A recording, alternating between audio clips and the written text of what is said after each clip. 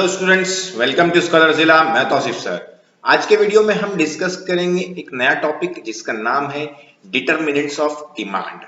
काफी इंपॉर्टेंट है एग्जाम के पॉइंट ऑफ व्यू से और चैप्टर भी बहुत इंपॉर्टेंट है। जैसे ये चैप्टर आप लोग को पता है कि बोर्ड एग्जाम में 12 मार्क्स का आएगा विद ऑप्शन। तो मैंने आप लोग को स्ट्रैटेजी भी बता चुका हूँ कि आने वाले 3 महीने में कैसा आपको सिलेबस पढ़ना चाहिए, वो सब के बारे में भी डिटेल मैंने वीडियो बनाया है। अगर आप लोग को देखना है देख सकते हैं। बाकी चैप्टर्स पिछले 2 चैप्टर भी मैंने वीडियो बना चुका हूँ, आप लोग वहां से देख सकते हैं। अकाउंट्स के बहुत सारे चैप्टर्स एसपी के हैं, तो आप लोग आईटी के भी बहुत सारे चैप्टर्स मैंने बनाया है और कोशिश करूंगा कि आईटी के जो 1-2 चैप्टर बचे हुए हैं, टोटल 4 चैप्टर में बना चुका हूँ और 1-2 चैप्टर बचे हुए वो चैप्टर भी डालने की कोशिश करूंगा। तो चलिए स्टार्ट करते हैं। वीडियो अच्छा लगा तो लाइक कमेंट जरूर करो और अपने दोस्तों से शेयर जरूर कीजिए। चलिए स्टार्ट करते हैं। Determinants of demand. तो डिटरमिनेंट्स ऑफ डिमांड का मतलब क्या होता है कि डिमांड, जब कोई इंसान डिमांड करता है तो डिमांड के लिए मैंने आप लोग को बताया था 3 फैक्टर होते हैं। नॉर्मली हम लोग क्या समझते हैं, डिमांड मतलब किसी चीज को हम लोग मांगे तो मतलब वो डिमांड, लेकिन डिमांड का मतलब ये नहीं। डिजायर का मतलब सिर्फ डिमांड नहीं होता है, उसके साथ में क्या होना चाहिए, एबिलिटी टू पे, हमारी एबिलिटी भी होना चाहिए और विलिंगनेस टू पे, हमारी चाहत भी होनी चाहिए कि हम लोग उस चीज के लिए उतना पैसा पे करें। कभी कभी ऐसा होता है कि हमारी एबिलिटी है पे करने की, लेकिन फिर भी हम लोग नहीं चाहते कि इतना ज्यादा पैसा पे करें उसके लिए। तो तीनों चीज जब मिलेगी तब ही डिमांड बनेगा। उसके बारे में मैंने पिछले वीडियोस में आप लोग को बताया है। तो ऐसी कौन कौन सी चीजें हैं जो डिमांड पे असर करेंगी, ठीक है ना, उसी को बोलते हैं हम लोग डिटरमिनेंट्स ऑफ डिमांड। कौन कौन सी चीजें डिसाइड करती, डिटरमाइन करती है डिमांड को, वो हम लोग को पढ़ना है। तो एग्जाम में क्वेश्चन पूछ सकता है, what are the factor that affects demand, या what are the determinants of demand, explain the determinants of demand. तो अलग अलग तरीके से पूछ सकता है कि डिमांड को क्या क्या चीजें अफेक्ट कर सकती हैं, इन्फ्लुएंस कर सकती हैं, डिटरमाइन कर सकती हैं। अलग अलग तरह से क्वेश्चन पूछ सकता है घुमा के। तो बच्चे आप लोग कंफ्यूज मत होना, ठीक है ना। नोट्स के लिए भी मैंने आप लोग को बताया कि डिस्क्रिप्शन में लिंक दे रहा हूँ, आप लोग वहां से नोट्स पढ़ सकते हैं। मैंने पूरे अच्छे से बनाया है। ये क्वेश्चंस के नहीं, एक्सरसाइज के क्वेश्चन मत पढ़ना। इको में एक्स्ट्रा क्वेश्चन भी आप लोग को पढ़ने की जरूरत पड़ेगी इको के अंदर खास करके। चलिए स्टार्ट करते हैं। The demand for goods is determined by the following factors. तो नीचे दिए फैक्टर्स पे गुड्स का प्राइस क्या होता है, मतलब जो गुड्स का डिमांड क्या होता है, डिटरमाइन होता है। पहले लिखा है प्राइस, सिंपल सी बात है। हम लोग कोई प्रोडक्ट को डिमांड किसके हिसाब से करते हैं, सबसे मेन क्या डिमांड देखते हैं, कोई चीज के प्रोडक्ट लेने जाते हैं तो क्या देखते हैं, उसका प्राइस, उसकी कीमत देखते हैं, बराबर ना। तो पहला तो सिंपल याद है, हम लोग को याद हो गया कि अगर किसी चीज की डिमांड किस पे डिटरमाइन होती है, पैसा में पहले सबसे मेन किस पे होती है, उसके प्राइस पे। तो price determine the demand for a commodity for large extent. बड़े तौर पे देखेंगे तो सबसे इंपॉर्टेंट, अगर किसी प्रोडक्ट का डिमांड असर करता है तो किसकी वजह से असर करता है, प्राइस की वजह से डिसाइड होता है। Consumer prefer to purchase a product in large quantity when the price of the product is less and they purchase a product in small quantity when the price of product is high. तो उसने simple से बोल दिया कि consumer जब product का price कम होता है तो ज्यादा क्वांटिटी में खरीदते हैं, और जब प्रोडक्ट का प्राइस ज्यादा होता है तो क्वांटिटी क्या करते हैं, कम क्वांटिटी, मतलब कम क्वांटिटी खरीदते हैं। मतलब सिंपल सी बात है, ज्यादा प्राइस रहेगा तो कम खरीदेंगे, कम क्वांटिटी लेंगे हम लोग, और प्राइस कम रहेगा तो क्या करेंगे, ज्यादा क्वांटिटी खरीदेंगे। तो ये हो गया हम लोग का प्राइस, पहला डिटरमिनेंट। सेकंड डिटरमिनेंट हम लोग का इनकम। अब बराबर है, सिंपल सी बात है, मेरी इनकम जो होगी, मतलब मेरी मतलब कोई भी कंज्यूमर की इनकम पे भी प्रोडक्ट के ऊपर डिमांड असर करता है। तो income of consumer decide purchasing power which in turn influence the demand of the product. तो जो हम लोग का कंज्यूमर की इनकम है, उससे उसके मालूम पड़ता है कि उसकी परचेसिंग पावर क्या है, तभी ही वो डिमांड पे क्या करेगा, which in turn influence the demand for the product, और उसी से फिर डिमांड का, प्रोडक्ट का डिमांड पे असर आता है। जैसे हम लोग को मालूम है कि मेरा एक मल्टी ब्रांड शोरूम है, या समझो एग्जांपल कोई डिजाइनर कपड़ों का शोरूम मुझे खोलना है। तो मैं अगर कोई बोलते ना 2 टियर सिटी 3 टियर सिटी में खोलूंगा तो इतना कोई मुझे रिस्पांस नहीं मिलेगा, उतना तक कोई कस्टमर नहीं, क्योंकि जो ये जो डिजाइनर कपड़े होते हैं बहुत महंगे होते हैं, 5,000 10,000 20,000 1 लाख के शर्ट टी शर्ट या जो भी आप लोग का लेडीज लोग का ना टॉप वगैरह वगैरह, वो सब बहुत महंगे होते हैं। तो अगर मैं एकदम छोटी सिटीज में खोलूंगा तो, या आउट ऑफ सिटीज में खोलूंगा, मतलब मुंबई में खोलूं लेकिन मुंबई के आउट ऑफ में खोलूं, तो इतना नहीं चलेगा, उसको मुझे पॉश एरिया में खोलना पड़ेगा, बराबर ना। तो क्योंकि उसके लिए परचेसिंग पावर क्या लगेगी, ज्यादा लगेगी। तो परचेसिंग पावर में भी पर्टिकुलर प्रोडक्ट का डिमांड क्या करता है, असर करता है। तो rise in income will lead to the rise in the demand for the commodity and fall in income will lead to the fall in the demand of the commodity. Simple सी बात, अगर कोई भी कमोडिटी, अगर लोगों की purchasing power बढ़ेगी तो लोग उसको ज्यादा खरीदेंगे, परचेसिंग पावर कम होगी तो प्रोडक्ट का क्या करेंगे, लोग कम खरीदेंगे, ठीक है। नेक्स्ट है price of substitute goods. Simple सी बात है, अगर किसी प्रोडक्ट का सब्स्टिट्यूट का प्राइस बहुत अच्छा कर, जैसे एग्जांपल अभी हम लोग लेते हैं टी और कॉफी, बराबर है। तो टी और कॉफी, अगर कॉफी टी समझो, अभी देखेंगे हम लोग कंपैरिजन में, चाय जो हमारी सस्ती है और कॉफी क्या महंगा है, तो लोग मोस्टली लोग क्या करते हैं, चाय पीते हैं, कॉफी नहीं पीते, बराबर, क्योंकि कॉफी बहुत महंगी पड़ती है। लेकिन अगर इनडायरेक्टली ऐसा हो जाए कि चाय का प्राइस ज्यादा बढ़ जाए और कॉफी का प्राइस उतना ही रह जाए, मतलब कॉफी से भी महंगी हो जाए चाय, तो क्या होगा, लोग चाय छोड़ के क्या पीने लगेंगे, कॉफी पीने लगेंगे। तो सब्स्टिट्यूट गुड्स का भी प्राइस अगर कम ज्यादा होता है तो उसके पर्टिकुलर प्रोडक्ट पे क्या होता है, असर होता है। जैसे हम लोग एग्जांपल ले रहे हैं कॉफी का, कॉफी का सब्स्टिट्यूट क्या है, चाय। चाय का प्राइस बढ़ेगा बहुत ज्यादा तो कॉफी का डिमांड क्या हो जाएगा, बढ़ जाएगा। क्यों, क्योंकि चाय महंगी पड़ रही है तो लोग क्या करेंगे, कॉफी खरीदेंगे। तो इस आगे सुनते हैं, if a substitute good is available at lower price then the people will demand cheaper substitute goods than the costly goods. Simple बात है, दो चीजें हैं, एक का प्राइस, दोनों का प्राइस सेम है, अब उसका सब्स्टिट्यूट, जैसे एग्जांपल हम लोग ले सकते हैं, और एग्जांपल ले सकते हैं शक्कर और गुड़ का, बराबर ना, जैगरी। तो दोनों का प्राइस लगभग सेम है। अब शक्कर सस्ती हो गई तो सिंपल लोग क्या मांगेंगे, शक्कर मांगेंगे, जैगरी का डिमांड क्या हो जाएगा, कम हो जाएगा। ये जैगरी सस्ता हो गया तो शक्कर का डिमांड क्या हो जाएगा, कम हो जाएगा, बराबर ना। लिखा है, if the for example if the price of sugar rise then the demand of jaggery will rise. तो शुगर का प्राइस अगर बढ़ गया तो लोग क्या यूज करने लगेंगे, जैगरी यूज करने लगेंगे। लेकिन जैगरी का प्राइस नहीं बढ़ रहना चाहिए, मतलब दोनों का प्राइस बढ़ रहा है साथ में तो फिर कोई टेंशन नहीं, तो फिर तो लोग शुगर ही लेंगे। तो वो भी ध्यान में रखना है।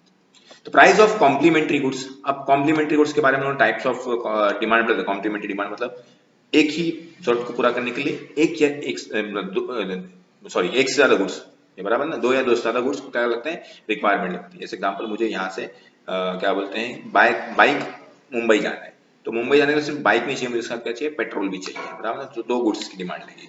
तो कभी कभी सकते हैं तीन भी हो सकती है, चार भी हो सकती है ना, एक से ज्यादा गुड्स लगेगी एक डिमांड को पूरा करने के लिए, तो हम लोग क्या बोलते हैं उसको, कॉम्प्लीमेंट्री गुड्स, जो एक दूसरे को क्या करती है, कॉम्प्लीमेंट करती है। तो change in the price of one commodity will also affect the demand of the other commodity. Simple सी बात है, अगर प्राइस, पेट्रोल प्राइस बहुत ज्यादा बढ़ने लगेंगे तो लोग क्या करेंगे, जो कार है, बाइक है, पेट्रोल पे चलने वाली, डीजल पे चलने वाली, उसका डिमांड क्या कर देंगे, कम कर देंगे। For example car and fuel, if the price of fuel rises then demand for car will fall. तो फ्यूल का प्राइस बढ़ गया तो कार की डिमांड क्या हो जाएगी, कम हो जाएगी। नेक्स्ट है नेचर ऑफ प्रोडक्ट। अब प्रोडक्ट के नेचर पे भी डिपेंड करता है। देखिए कैसा, if a good commodity is necessity and it is used is unavoidable, then its demand will continue to be the same irrespective of the corresponding price। तो product के नेचर पे बताया उसने कि अगर कोई कमोडिटी है जो अनअवॉइडेबल है और नेसेसिटी है, तो उसका प्रोडक्ट प्राइस बढ़ने की वजह से इतना डिमांड कम नहीं होगा। जैसे एग्जांपल हम लोग राइस, नमक, बराबर ना। तो ये सब का जो क्या बोलते हैं, सब्स्टिट्यूट भी नहीं है, और ये सब क्या रहती है, हमारी नेसेसिटी रहती है, इसको अवॉइड हम लोग कर सकते नहीं है। इलेक्ट्रिसिटी इसको अवॉइड नहीं कर सकते। तो प्रॉब्लम क्या होगा, लोग क्या करेंगे उसको, कि उसका प्राइस बढ़ेगा तो भी उसका डिमांड क्या होगा, कम नहीं होगा। तो इसमें लिखा है, ठीक है ना, its demand will continue to be the same irrespective of the corresponding price. Price बढ़ने करस्पॉन्डिंग जो प्राइस चेंज हो रहा है उसके हिसाब से डिमांड बहुत ज्यादा बढ़ेगा भी नहीं, बहुत ज्यादा कम भी नहीं होगा। For example medicine to control blood pressure, blood pressure control करने की जो मेडिसिन मिलती है उसकी डिमांड वही रहेगी, क्योंकि उसके जो क्या उसके प्राइस से कुछ फर्क पड़ने वाला नहीं। नेक्स्ट है साइज ऑफ पॉपुलेशन। पॉपुलेशन का साइज भी डिपेंड करता है। लोग बोलते हैं, बड़े बड़े बिजनेसमैन या बड़े बड़े जो कंपनियां, वो बोलते हैं ना, इंडिया बहुत बड़ा मार्केट है। क्यों बोलते हैं, क्योंकि हमारी पॉपुलेशन का साइज क्या है, बहुत बड़ा है, बहुत ज्यादा पॉपुलेशन हमारे पे है। तो larger the size of population, greater will be the demand for a commodity, and smaller the size of population, smaller will be demand for the commodity। Simple है, जितना ज्यादा पॉपुलेशन रहेगी उतना पर्टिकुलर प्रोडक्ट का, कोई प्रोडक्ट की demand क्या रहेगी, ज्यादा रहेगी। जितना पॉपुलेशन कम रहेगी उतना उसकी डिमांड क्या रहेगी, वो प्रोडक्ट की डिमांड क्या रहेगी, कम रहेगी। एक्सपेक्टेशन अबाउट फ्यूचर प्राइसेस, ये भी बहुत असर करता है। जैसे मुझे पता है कि आने वाले दिनों में, अभी फिलहाल समझो एग्जाम्पल ले रहा हूँ, ओनियन, कांदा 50 रुपए किलो, और मुझे मालूम है आने वाले दिनों में ये 100 का होने वाला है। नॉर्मली कांदा 20 रुपए 15 रुपए में मिलता है, लेकिन अभी भी महंगा है। 20 के बदले कितने में मिल रहा है, मुझे 50 में मिल रहा है। और मुझे ये भी पता है कि आने वाले टाइम में वो 50 100 भी होएगा। तो अभी महंगा है तो भी मैं क्या करूंगा, ज्यादा खरीदूंगा, बराबर है। और अगर मुझे मालूम है कि अभी समझो कांदा कितने का मिलता है, 20 रुपए का मिलता है, अभी 20 रुपए का 25 रुपए में मिल रहा है, और मेरे को मालूम है आगे चल के और कम होने वाला है प्राइस, मतलब कम हो जाएगा, 15 पे आ जाएगा, 10 पे आ जाएगा। तो मैं क्या करूंगा, पर्टिकुलर प्राइस कम, बोलते ना कम प्राइस है लेकिन फिर भी क्या करूंगा, और कम खरीदूंगा। क्यों, क्योंकि मुझे मालूम है आगे चल के प्राइस क्या होगा, कम होगा। तो एक्सपेक्टेशन करके, फ्यूचर प्राइस एक्सपेक्टेशन देख के, मतलब अंदाजा लगा के लोग क्या करते हैं, अपनी डिमांड पे असर आता है। If the consumer expect the price to fall in future, अगर हम लोग को कंज्यूमर एक्सपेक्ट कर रहा है कि ये प्रोडक्ट का प्राइस आगे चल के क्या होने लगे, कम होने लगे, तो ही will bye less in the present eight prevailing price. तो जो प्राइस उसको चल रहा है मार्केट में, उससे उस पे क्या करेगा, वो कम खरीदेगा। जैसे मुझे मालूम है कि ये प्रोडक्ट का प्राइस आगे चल के और कम होने लगे, तो जो प्राइस पे मिल रहा है उसमें क्वांटिटी क्या करूंगा, कम कर दूंगा। और मुझे मालूम है कि इसका प्राइस बढ़ने वाला है, तो अभी जो प्राइस है उस पे क्या करूंगा, मैं ज्यादा खरीदूंगा। Similarly if he expect the price to rise in the future, he will buy more in the present at the prevailing price. तो मुझे पता है कि ये प्रोडक्ट का प्राइस आगे चल के बढ़ने वाला है, तो अभी क्या करूंगा, मैं ज्यादा खरीदूंगा। ठीक है। नेक्स्ट है एडवर्टाइजमेंट। तो सिंपल सी बात है, एडवर्टाइजमेंट बहुत असर करता है हमारी डिमांड के ऊपर। तो advertisement, sales promotion scheme, effective salesmanship tend to change the preference of the consumer and lead to the demand for the many products. तो बहुत सारे एडवर्टाइजमेंट, कैची एडवर्टाइजमेंट होते हैं, खास करके कॉस्मेटिक्स या पाउडर या मतलब हम लोग क्या बोलते हैं ग्रूमिंग के किट्स होते हैं, ग्रूमिंग की चीजें होती हैं, उसके एडवर्टाइजमेंट बहुत कैची होते हैं। तो लोग उसको देख के अपने आप को ना इमेजिन कर लेते हैं ऐसा बन जाऊंगा या ऐसा बन जाऊंगी। तो ऐसा होता तो नहीं है, लेकिन फिर भी हम लोग से अट्रैक्ट हो जाते हैं। सेल्स प्रमोशन बहुत इस तरह होता है, एडवर्टाइजमेंट मतलब ना पर्सनल सेलिंग भी होता है, कोई बोलते ना घर पे आके बेचते हैं, या अपन जहाँ पे जिस उस कंपनी स्टोर में है, तो लोग बहुत अच्छे सेल्समैन रहते हैं, लोग बेच देते हैं। फिर दूसरा ये हो सकता है कि इस स्कीम्स बहुत अच्छी होती है, डिस्काउंट स्कीम वगैरह वगैरह, उसके जरिए बिक जाता है। तो कस्टमर का प्रेफरेंस क्या होता है, सबकी वजह से चेंज होता है। ये प्रोडक्ट के बदले ये कंपनी के बदले दूसरे कंपनी का प्रोडक्ट ले लीजिए, या नहीं लेना रहेगा तो भी वो प्रोडक्ट ले लीजिए, कुछ सस्ता मिल रहा है ऐसा। For example cosmetic, toothbrush etcetera.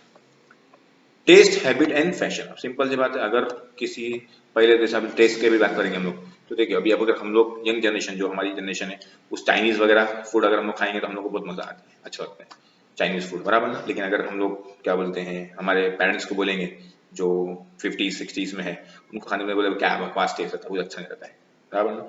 तो टेस्ट क्या हो गया है, चेंज हो गया है। तो टेस्ट चेंज होने की वजह से लोगों की जो चाइनीज फूड है उसका डिमांड क्या हो गया है, बढ़ गया है। उससे जुड़ी हुई जो भी चीजें रहेगी, मतलब ना सॉस वगैरह वगैरह वगैरह, वो सब की डिमांड क्या हो गया है, बढ़ गया।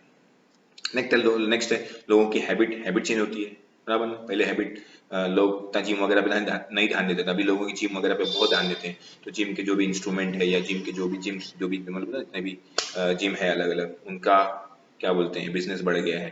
फैशन चेंज होने की वजह से अभी फैशन कभी आता है लेडीज लोग में बहुत ज्यादा खास करके चेंज होता है।